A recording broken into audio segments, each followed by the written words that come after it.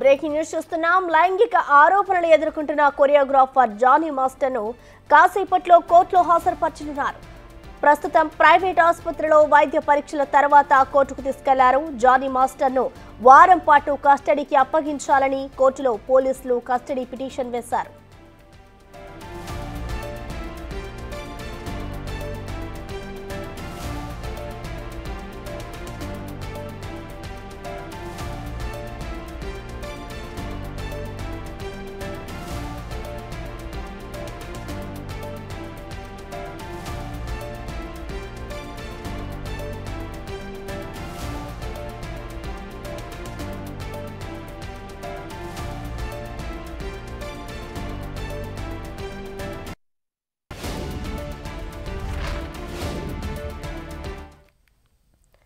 ఇక దీనికి సంబంధించిన మరిన్ని వివరాలు మా ప్రతినిధి రానా అందిస్తారు. రానా,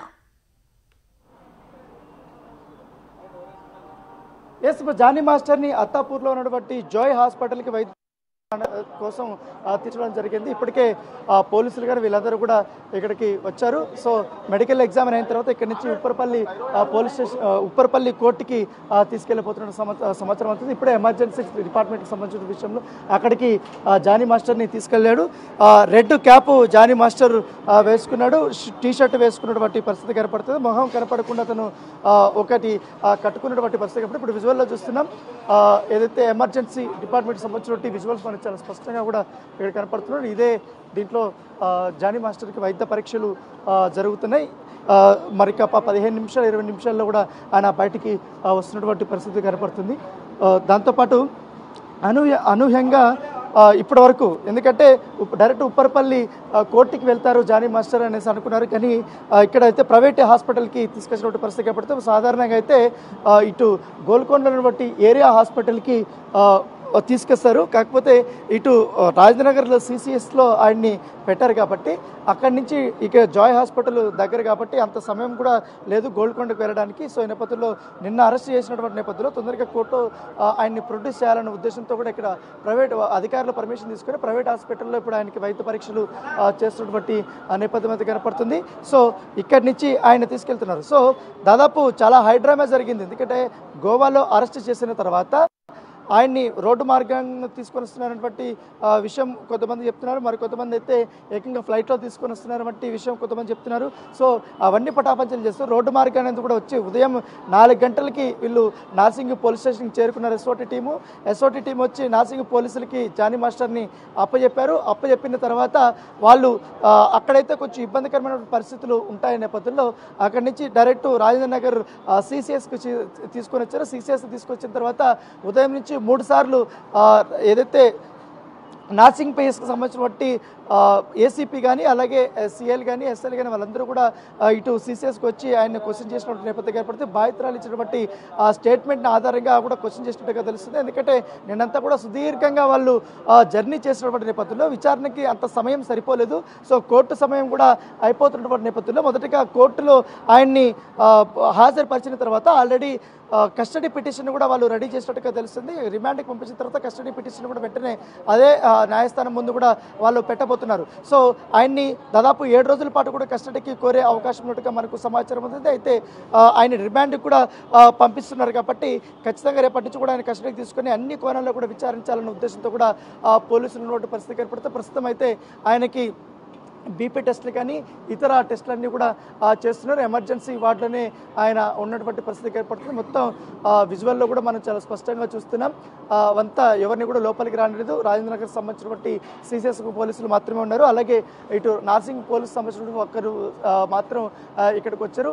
ఇక్కడ వైద్య పరీక్షలు చేసిన తర్వాత అంతా కూడా ఇప్పుడు కోర్టులో ఆ యొక్క ఎగ్జామ్కి సంబంధించినటువంటి రిపోర్ట్స్ అవన్నీ కూడా అక్కడ సమర్పిస్తున్నటువంటి పరిస్థితి కనపడుతుంది. సో ఎక్స్క్లూజివ్గా ఇక్కడ మనము చూడబోతున్నాం. ఎందుకంటే రాజేంద్ర నగర్ సిసిఎస్ నుంచి జానీ మాస్టర్ని తరలించడానికి పోలీసులు చాలా చాకచక్యంగా కూడా వ్యవహరించినటువంటి పరిస్థితి కనపడుతుంది.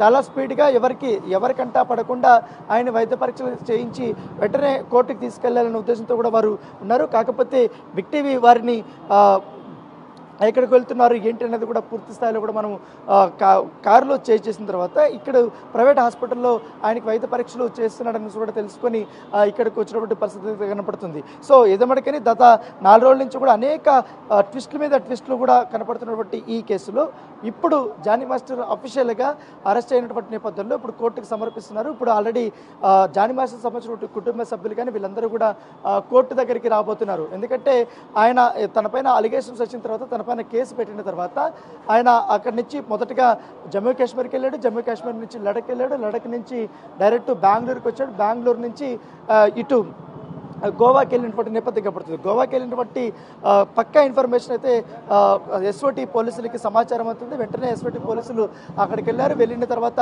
చాకచక్యంగా కూడా ఆయన్ని పట్టుకొని తీసుకొని వస్తున్నటువంటి నేపథ్యం అయితే కనపడుతుంది. సో దాంతోపాటు ఇప్పుడు విక్టిమ్కి సంబంధించినటువంటి విషయంలో చాలా గోప్యత అనేది పాటిస్తున్నారు. ఇప్పటికే విక్టిమ్ చాలా వరకు కూడా కొన్ని ఎవిడెన్స్లు అనేది కూడా సబ్మిట్ చేశారని చెప్తున్నారు. సో సబ్మిట్ చేసినటువంటి నేపథ్యంలో నిజంగానే 16 ఏళ్ల వయసులో అటెంప్ట్ జరిగిందా లేదా అసాల్ట్ చేస్తారనేదని కూడా తేల్చాల్సినటువంటి ఉంటుంది. సో ఇదే అంశాన్ని కూడా ఇప్పుడు జానీ మాస్టర్ని కూడా ఉదయం నుంచి కూడా క్వశ్చన్ చేసినట్టుగా మనకు సమాచారం ఉంటుంది. ఆయన మాత్రం సో నేను ఎటువంటి తప్పు చేయలేదు సో అనేది ఆయన అయితే చెప్పినట్టుగా మనకు సమాచారం అవుతుంది. సో నేను ఖచ్చితంగా కూడా కోర్టులో నేను తేల్చుకుంటాను, ఖచ్చితంగా నేను క్లీన్ చిట్తో బయటకు వస్తాననే ఉద్దేశంతో కూడా ఆయన పోలీసులకు చెప్పినట్టుగా మనకు సమాచారం అవుతుంది.